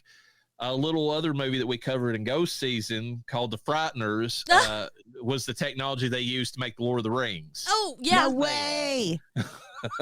Yep. Same technology. Love it. See, the horror genre just pushes the envelope all around. And it doesn't get the love that it deserves. Well, it does by the fans in the box office because anytime a studio starts doing badly, they put out a cheap horror movie, and it usually does great money to fund something else. Well, because horror is relatively cheap to make versus a lot of the other genres, and so you get something that has a good story and is relatively cheap to make. And you can make some bank on that. But they always forget it. Like they put it like in the ghetto of like the genres. It's the redheaded stepchild of movies. Hey. Soon to be replaced by a person of color. Yeah, only to be replaced by a marvel of color. Yeah. Oh. After Kevin Kline dropped out of the film and turned down the role of Ernest Menville, Jeff Bridges auditioned for the role. Bridges was turned down. I'm so glad. Yeah, that would have not worked. No. I mean, don't get me wrong. I love Jeff Bridges. No. Yeah. He would have played it too straight. I love Jeff Bridges, but one thing that he's kind of got on my nerves with a little bit in recent years is his cowboy voice is really mumbly, and there's something about it that irks me. I don't, I don't know if you've seen Hell or High Water, but it's the same voice that he used to play Rooster Cogburn in the remake to that movie, and it's a real mumbly Southern accent. I don't know. There's just something about it. I'm just like, come on, Jeff, do something else. He could play Kentucky Fried. He could play the Colonel for Kentucky Fried Chicken. Why? Because he never speaks? No, well that too, but like he's a lot of his tuxes he's been wearing, or not tux suits he's been wearing lately look very colonel-y, is all I'm saying. That's funny. Originally in the script, other celebrities, some of whom were living at the time production, were supposed to appear at Lyle's party. Those celebrities included George Harrison and Dick Clark. Oh, that would have been cool. That would have been amazing, especially since didn't Dick Clark live to be 150 or something? Yeah, he didn't really seem to age after a certain point, which would have been perfect. Dude. Bruce Willis suggested two ideas for the title of the film. These choices were "It's Death, Baby" and "My Man Death." Ultimately, Death Becomes Her was chosen. I'm glad they did that. Yeah, those are terrible. Yeah, I didn't think they were good either. I'm just like, what are you thinking, Bruce? Come on. This is Mary Ellen Trainor's third time in a film directed by Robert Zemeckis. The other films that Trainor starred in were Romancing the Stone, Back to the Future Part 2, and Forrest Gump. Trainor and Zemeckis were married for 20 years during the period that these films were made. Wow. So, that's awesome. Good to be married to the director, I guess. Right. The potion is depicted in the film as a pink ethereal essence. In the original script, however, it was described as a thick gray mercury-like liquid. I think that the thick gray liquid would have almost been better because it would have depicted just how almost like the corruption they were taking on by accepting it. But the pink makes sense for the life part of it. Yeah. Well, and I think also from the visual effects, I think it would be harder to make the gray liquid kind of like mercury looking fluid. Yeah, or to pop off screen, right? Because every time that potion bottle comes on screen, like it's almost a focal point. Oh yeah, it's vitality in a bottle. Yeah, even when the two characters are talking and it's just off to the side, but it's still on screen. It is a focal point because of that color. So I kind of like the fact that they changed it. They probably did it for that reason. Just probably the person who's over the visuals was looking at it, the cinematographer, and he was just like, we need this to pop, so let's make it look like this. Speaking of popping, Reverend, the woman behind you is wearing the purple, over, I don't want to call it a robe because it hardly covers anything, but in the movie it was white. Like colors make a huge difference. Yeah, and the fact that they made Goldie Hawn's like hair like bright red, her outfit was bright red. Like there's a lot of like color in this movie. Oh, for to sure. offset the fact that once they're dead, they become very pale, very like corpse like. You know? Okay, so 2 points about that Leo pointed out to me again. Leo and his little IMDb stuff going on. So, what he said or what he found online was that Zemeckis actually modeled Goldie Hawn's outfit, the red dress and the hair, after Jessica Rabbit from Who Framed Roger Rabbit. And I was like, yes, I can see that. That makes sense, and I think I might have even read that on this or whatever, doing the trivia search or whatever, that there was that this was made like the third time that Zemeckis, like it's one of his signatures. He had like a beautiful redhead and like or whatever in his movies, because he had done that in another movie besides Who Framed Roger Rabbit as well. So, well, and the other thing too is you were talking about how the women go, before death and after death. And I thought it was really interesting that if you look at Bruce Willis and how he's, his makeup is done, all the way up to the point where you see that him and Madeline are not getting along. He looks alive and vibrant and pink cheeked and everything like that. But from that point on, he almost looks like a corpse. Yeah, like he's very pale.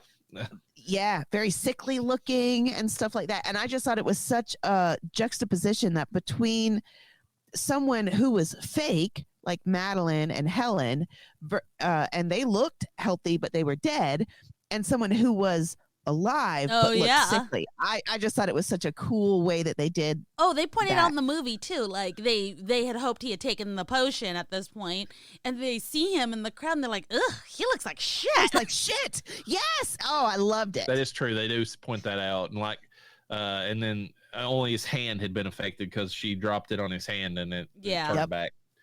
The three main characters, as we have said, are a play on the words, or shortened down, Mad, Ern, and Hell, because it's Madeline, Ernest, and Helen. So Madder and Hell is what basically that amounts to, which is pretty funny. I always love those little, I don't know if you'd call them Easter eggs or what, but I always love those tiny little details like that this movie or any other movie that you pick up and you're like, oh, I see what you did there.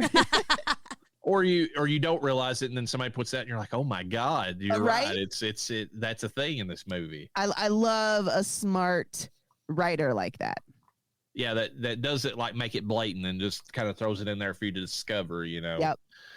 Even though her character Madeline Ashton is portrayed as 50 or over throughout most of the film, Meryl Streep was in fact 43 when she shot this movie. Damn. But even at 43, she doesn't look like it. I don't think. No, not even. I would have said like 38. This is even stranger to me. Helen, played by Goldie Hawn, is portrayed as 50, but she was 46 in reality. I never would have thought she was older than Meryl Streep. No. Because she looked better in this movie than Meryl Streep. Meryl Streep has always had kind of mature look to her face. Some women just have that, I think. And I think it's the cheeks for Goldie Hawn. It gives her that younger, not baby fat, but you know what I'm talking, like before you really hit like your mid-20s and your face thins, you still have that bit of a youthfulness to you. I'm blanking her name from The Mask or whatever. Cameron Diaz. she had the baby fat and the mask and looked gorgeous, and then like after that dropped a ton of weight and then got that facial thinning and it aged her because of it. So showing my weight mostly in my face is a good thing, is what you're saying. Yeah, you look not childish, but you look you look younger. Youthful. We'll go with youthful. Right. We don't want to go into the Hollywood's other obsession. Oh God. Lyle von Rumen or Isabella Rossellini has 12 minutes total screen time in this whole entire film. And wasn't it wonderful? Every 12 minutes of it. Yeah, I mean, that goes to show you that she stands out, obviously. Yeah. I mean, in the movie. And here's the thing. This movie had a thing with butts. Yeah. It does. We saw a lot of cheek. We did. We saw all her cheeks. They were tiny cheeks, but you know what? Whatever. They were cute, and hey, show them off, girl, while they're in their glory. Right. According to the original screenplay, Madeline's lover was a Latin cabana boy named Marcelo. He didn't look Latin at all. I can see that because even though they might have changed that into the final movie, when she goes to see him, it does kind of look like she snuck off to the pool house, with the fronds and everything like that. Yeah, it does kind of look like that. Jennifer Jason Leigh was considered for the role of Helen Sharp. I don't even know who that is. She, if I'm thinking right, she is the actress that was in a lot of. It was either, I want to say it was in Cronenberg's movies. Oh Jesus!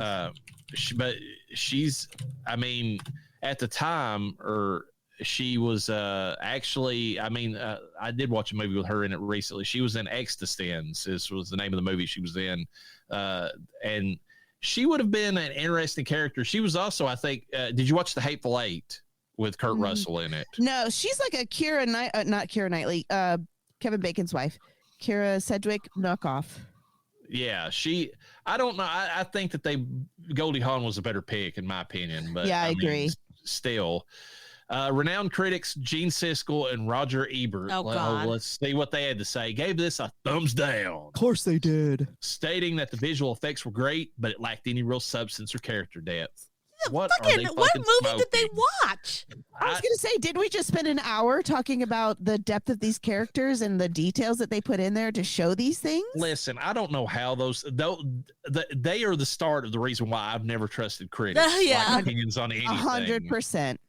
Like, they hate all the movies that are fun just because they're like, oh, there's too much graphic horror in this, or graphic, like, okay, mom and dad, that's fine. But then they turn around and then like a movie that actually has a little bit more to it, like this one, they're like, I don't really see anything to it. There was a bunch of women yakking, and we don't like that. So even though the film deals with undead people, the word zombie is never mentioned. Can I just say something real quick on the Robert and Ebert? Gene Siskel and Roger Ebert, yeah. Siskel and Ebert. It's probably because it's horror. Oh yeah, they don't like horror. It.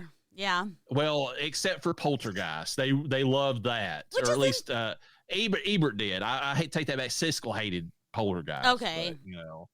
But, yeah, so it's horror and a bunch of women yakking. So yeah, they hated it. Yeah, I mean, two things that they did not care about. Women. Why do you guys hate movies. Women? Because they couldn't get any. Ooh. Exactly. But this is a movie with zombies, but they don't call them that. One of those type movies. They never did that. I've only heard the word zombie in one film. We are going to be reviewing it here shortly. And they mention it a lot in that movie, which is funny. So can I just say, I really appreciate you guys letting me jump in on this, because I've been very jealous of some of the episodes you guys have done, because I don't watch a lot of horror. And sometimes you guys would come out with movies that I've actually seen in the horror genre. And so I was like, I want to do one. And they were like, we're doing zombies. And I was like, well, does Death Becomes Her count? And they were like, yes, it does. And I was like, woohoo! We just get like, so I season, appreciate it. Oh, we love having you on. Every season we'll just be like, okay, this is the season we're going to be doing. And if you have a movie you want to jump in on that you think would go with that season, tell us, because usually Listen, I have a feeling that human horror would have a lot of movies that she's seen. Like The Hand That Rocks the Cradle, The Good Son. There's a lot of movies out there. I'm sorry, you said human horror, and I went straight to Centipede, and I was like, "Fuck no, I don't." One of them. That's gonna be one of them. That's Llareyna's. That's not me. I'm not looking forward to that whatsoever. No. It's just so rare that I have a movie that he hasn't seen or he doesn't want to see that I've And now seen. you have to do it. I don't know. I mean, it'll only be my second time because it's one of those films that I'm like, I never really want to watch this again. I don't have any interest, but then it's for the show. So it's like, here we go. Well, I got to say, I realized the other day after we had picked this, I was thinking about it. I was like, I think when I actually saw this the last time, it was on cable TV. Yeah. And you know how they like edit it? Yes. Not only for runtime, but for graphic stuff.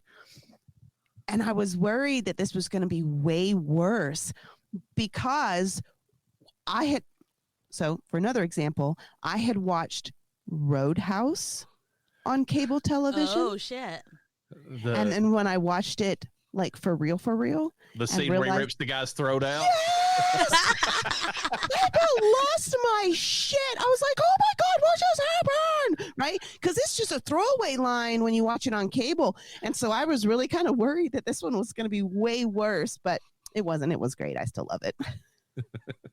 Now, I love this little tidbit. During filming, Robert Zemeckis would start each take by saying, "Hold on to your butts." David Kemp remembered this and put it in Jurassic Park. Oh, hell That's yeah. amazing. This film takes place over the course of 51 years. It starts out in 1978. Oh, yeah. And the final time that you see Helen and Madeline, it's 2029. So they could actually be out there still somewhere. Still, yeah.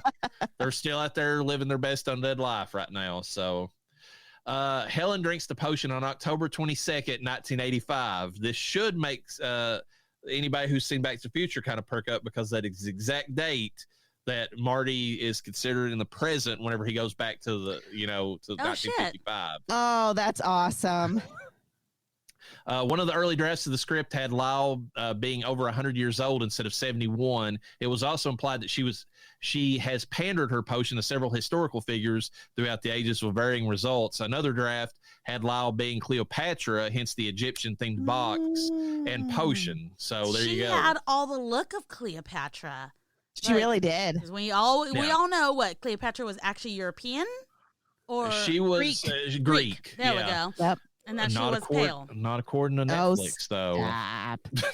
Okay, so actually what's funny is with the early drafts of the script having her being over 100, so I was actually shocked when she said 71. I was expecting her to be like 125 or whatever, and then she said 71, and I was like, I was expecting her to be like several hundred years old. Oh, yeah. I mean, honestly, I mean, it makes sense that she's wanting to show off and she's still technically alive. And so she's like, I'm 71 years old. But it would have been cool to be like, I'm 100 and something years old because, like I said, she is giving Cleopatra vibes big time. They didn't wear fucking shit back in the day. They wore necklaces and sarongs. Because it was hot as shit outside. Yeah. And she had the straight across bangs. Mm-hmm. Yeah, she definitely was given those kind of vibes.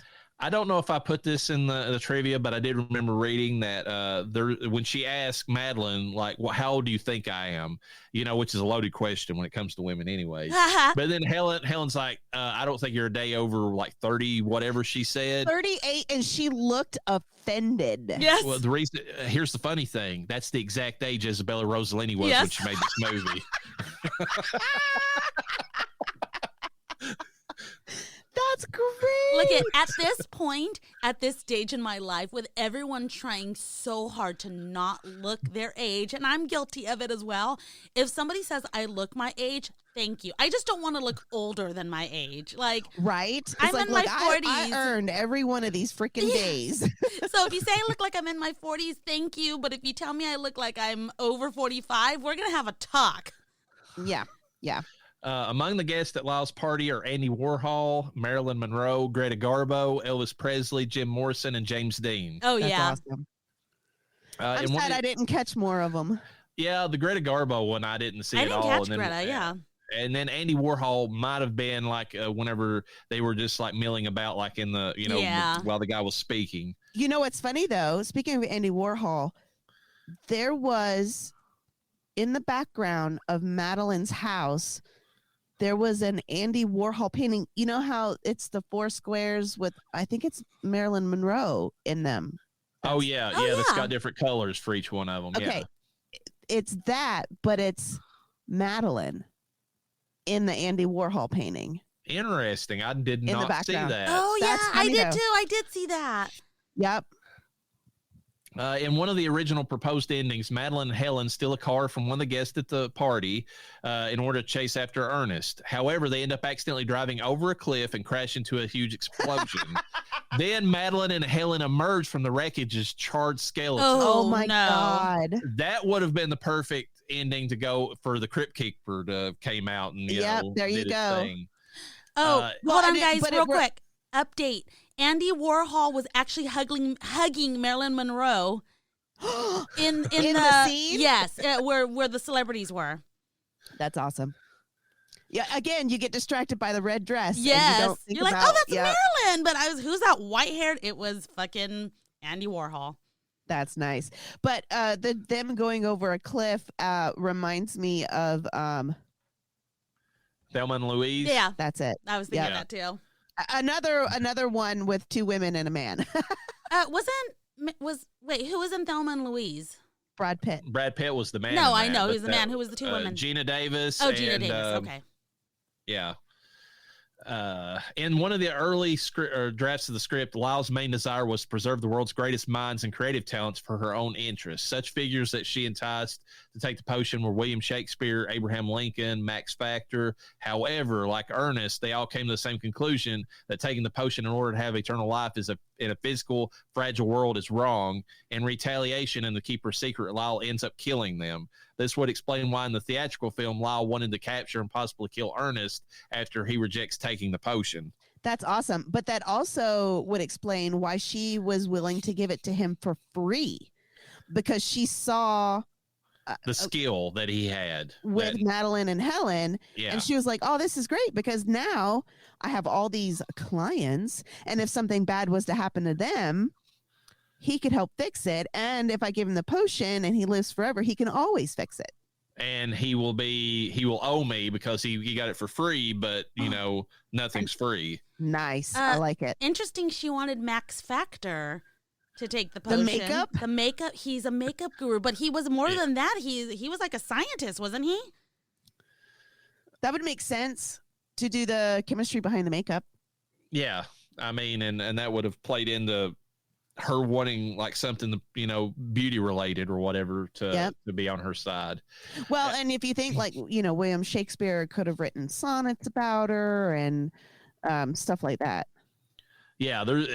It plays into the fact that she's very narcissistic, In an unreleased deleted scene, Ernest and Madeline's housekeeper, Rose, Nancy Fish, arrives at the mansion to get ready for work. When she goes in the kitchen and opens up the freezer, she sees Madeline in there. Madeline says to her, close the door. Horrified, Rose closes the door and runs away screaming. This is followed by Ernest getting Madeline out of the freezer and dragging her upstairs. That's hilarious. And to further go with that, there are several... Wait, and can I just say, it wasn't until you started talking about this that I realized that after we see her give Ernest the Bloody Mary for breakfast, we don't ever see her again. Oh, yeah. Yeah, she's not in it after that point. There are several scenes featured in the trailer that didn't make into the final cut of the film. One of the scenes is the scene where Ernest takes a frostbitten Madeline out of the freezer and drags her upstairs, and she says, I feel sweaty. He responds, that's not sweat, dear. I think you're defrosting. Another one of those, I'm trying to hold on to reality by pointing out the obvious, but it comes off as freaking hilarious. Yeah, that would have been actually a very good scene in the movie if they would have had that.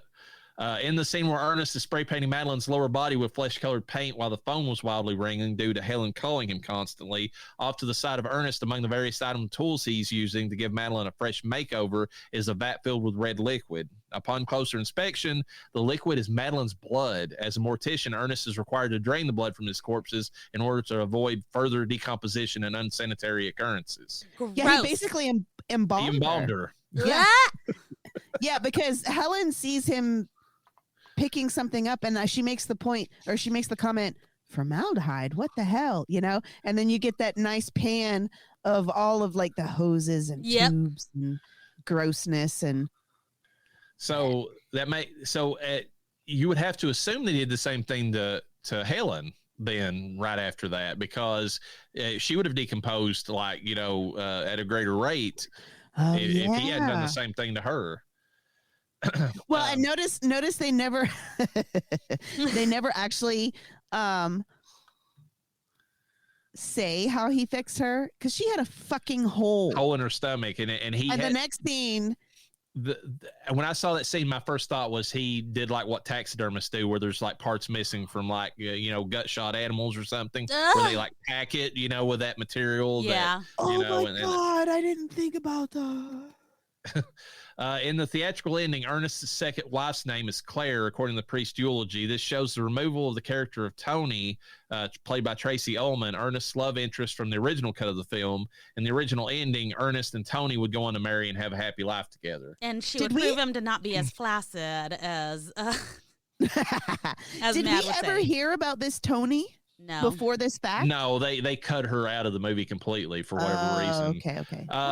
But I'm glad you pointed out, Llareyna. He achieves immortality the right way in this movie. I know. By children. Yes. Which is how that's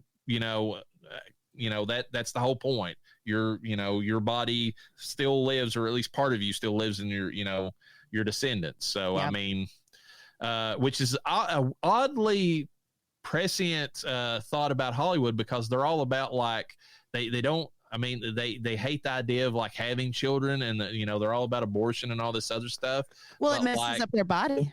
Yeah, but it's and they're very, very concerned about trying to preserve themselves, like physically, but if they would just devote themselves to their children, they that's where they should put their effort into. But also notice where that sentiment come from, right? You just spent the last however long in this movie watching these narcissistic people trying to perfect themselves and keep their perfection going, but at the very end, and to live forever, and at the very end, it was the voice of the priest that pointed out that he found immortality and that he will live on forever in his family and children. Exactly. And that, and it's funny because when he makes that comment about he found the secret to immortality, the women are about to walk out. Yeah. And they pause and turn around, and then he is able, it's pointed, done on purpose, that he gets the moment to have camera on him and say those words.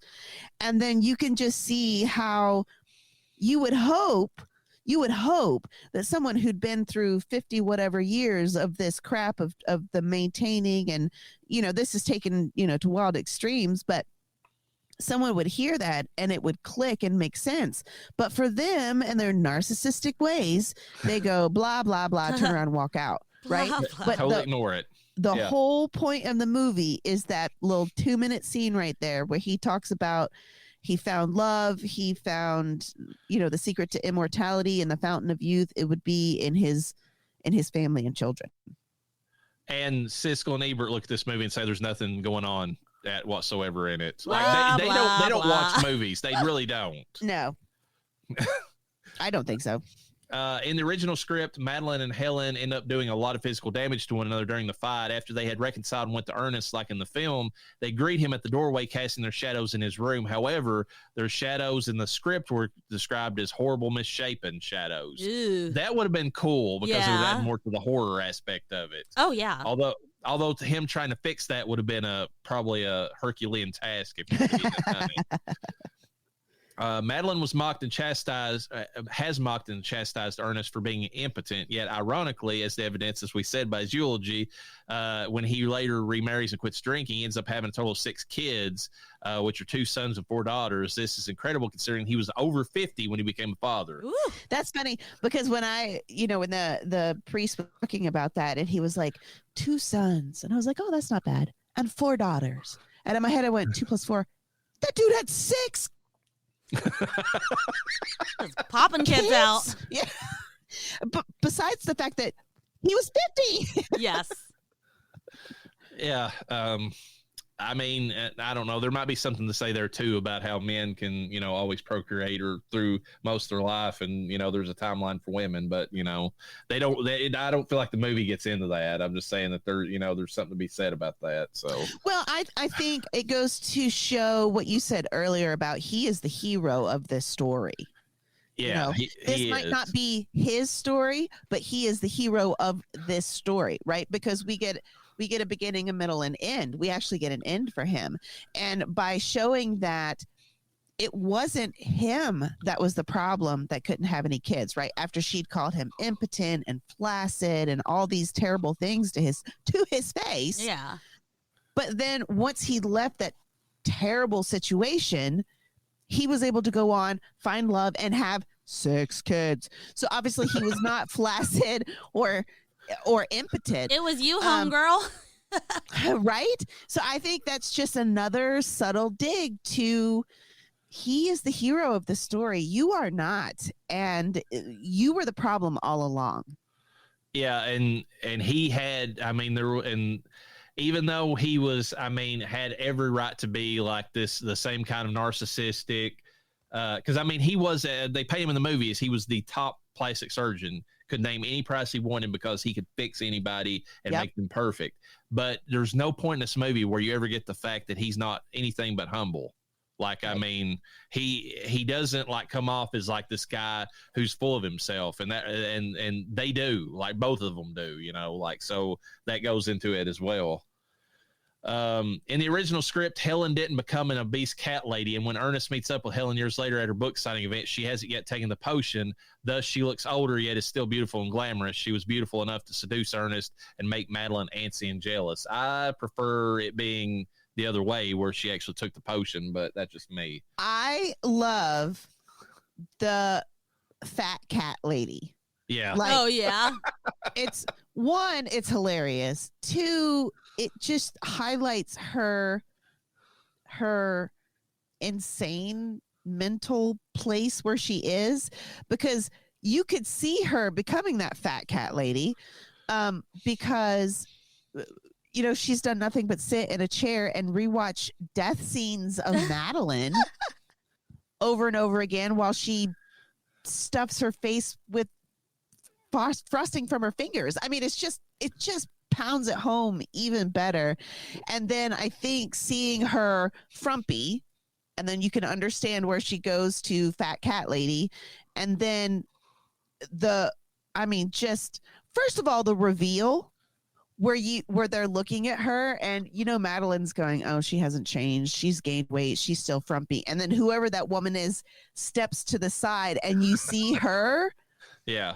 It's impactful. And you wouldn't have had that moment of her still being petty and then basically getting slapped in the face, if you hadn't have had the fat cat lady. And then you wouldn't have had the funny she's in the asylum bit and all that. So I love the fact that they did that.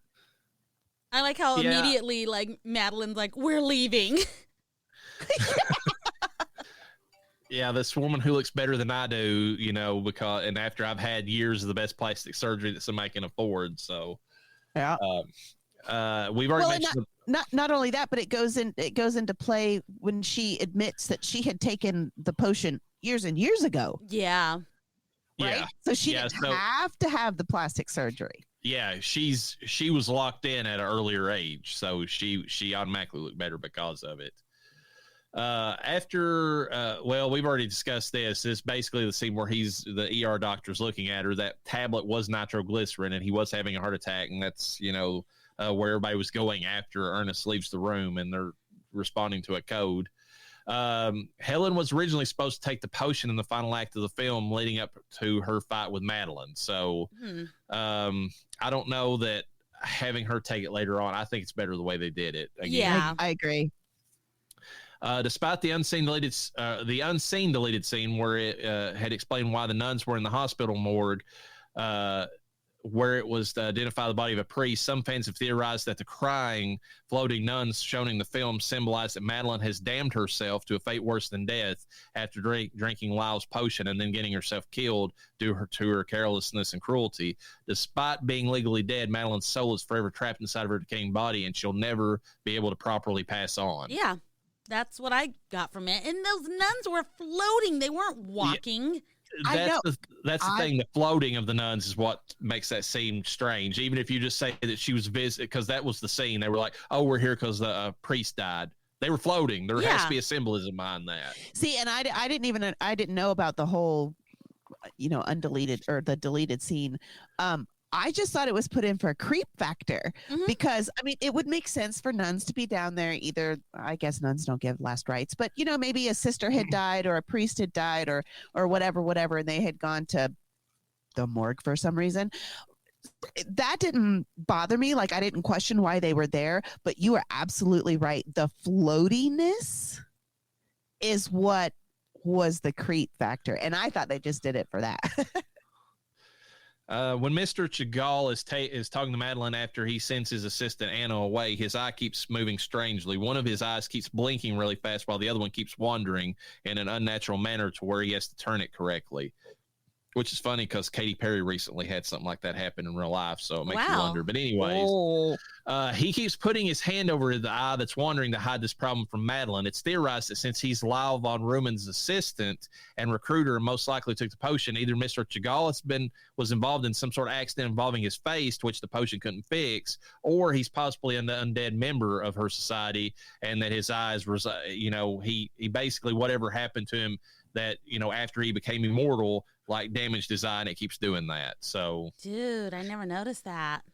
Oh, I did. I thought it was just like a weird tick, right? Because you think they're in a place where they're trying to fix you into perfection, and he's got this weird tick.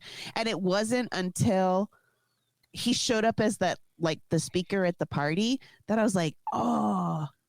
The funny thing is, though, the funny thing in the movie, though, is whenever he shows up to speak at her party, his eye's fine. So some people have also theorized that maybe that was prior to getting the potion.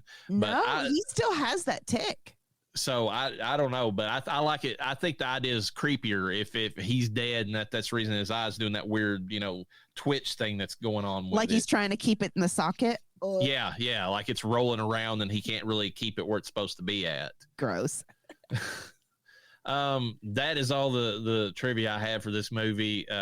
I think it's a fun movie. I really do. I enjoy it quite a bit. I would give it 3.75 out of 5. Wow. Easy. That is the rating of rotting corpses. Daphney, Yes. What would you rate on the rotting corpses scale out of 5? Out of 5, I would probably boy, I'd probably have to go 4.5. Mm-hmm. That's exactly where I'm at, which is hilarious. I mean, part of me wants to give it a 5, but I think like I said, because what I mentioned about earlier about it being choppy but not really being choppy, I think that's what brings it down to a 4.5 because it's not like perfection. But yeah, boy, it's a 4.5 for me. I can't give it a 5 knowing that we are a horror film podcast. And while this is a horror comedy and we do review horror comedies, it's still like there's certain horror comedies that still have a little bit of scare factor in them. And this one more or less has a lesson, but not so much scare in it. So that's where I am with it, because I don't care how choppy this CGI looks or not, any of this. It's from the 90s. Early to mid 90s, and it holds up well in 2024. Right? How old is this movie And the now? message is still good too. 30 years? 40 years? Just about, yeah. It's going to be exactly 30 years at this point. Exactly 30 years. So that's what brings it up to the higher point for me is that, you can talk all the shit you want to, but what were you watching in the 90s that looked this good? Well, and then went on to influence Jurassic Park. Oh, yeah. I mean, my personal rating on it is where it's at just because, I know other movies that are coming out this season that are definite 5s for me. So I gotta have a baseline. You got to give yourself some room. Yeah. So and one of them is a horror comedy. Yeah. Hint, hint. So I mean, so this one is a 3.75. I would give it a 4 maybe, but like it's on the line for me there. Well, see, that's the thing, Daphney, is every April for April Fools, we do a horror comedy.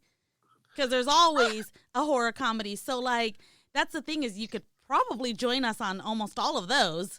Because I don't know. Tucker and Dale, I can't do. Really? Oh my God. Well, I think we already did that one. We already did that good. One. Yeah. But yeah, so yeah, it's possibility is what I'm saying.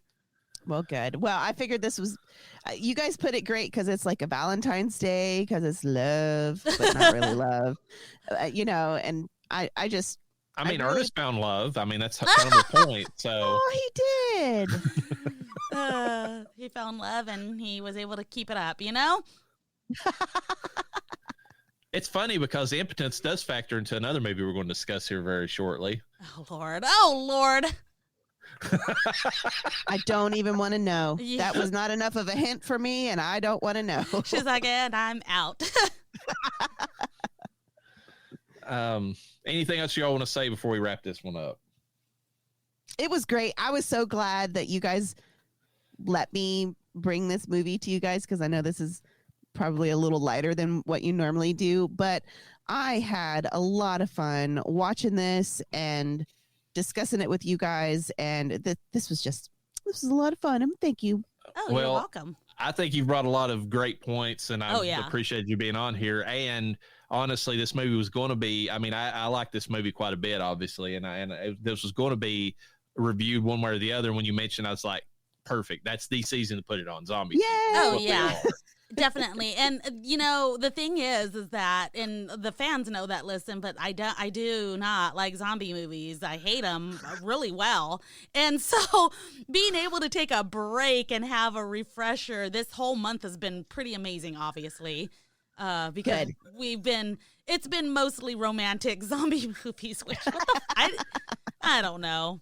I don't even know what to say. That's a weird phrase. Yeah. Necrophilia just slightly removed. Rom Zoms. Yeah, but we're getting ready to do. I mean, we're getting close to Dawn of the Dead, so you're going to be right back in the thick of things then. That's why I need something like this to kind of. And then thankfully we have April to get me through. So we're, we go back to the horrible horror stuff. And then April, I get a break again. And then I think the rest of the season, I'm kind of fucked. And not in the fun way. And not in the fun way. I'll watch a horror film, man, but I hate watching zombie movies. They scare the fuck out of me. So. All right, folks. With that, peace be with you. And with your spirit.